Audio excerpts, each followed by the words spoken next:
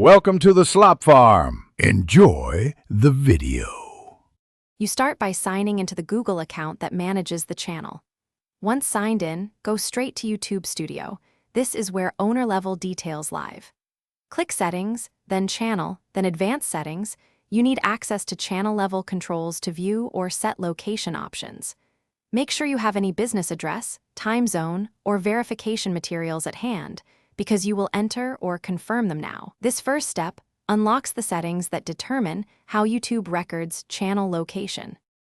Now inspect the specific fields for country or region and any business address tied to the channel. These influence regional availability and analytics. If the channel links to a Google business profile, open that profile and confirm the address there as well, because discrepancies can cause mismatches. Update the address or region in Studio, then save changes.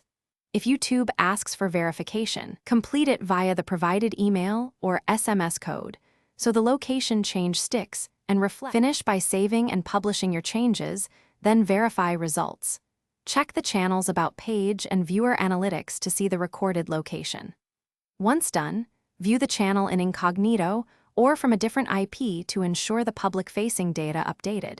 Make sure to clear your browser cache if you still see old info.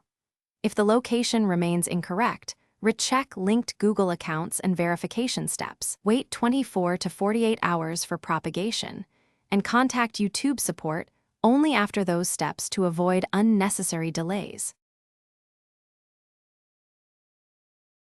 Thanks for watching. Consider subscribing if we helped you today.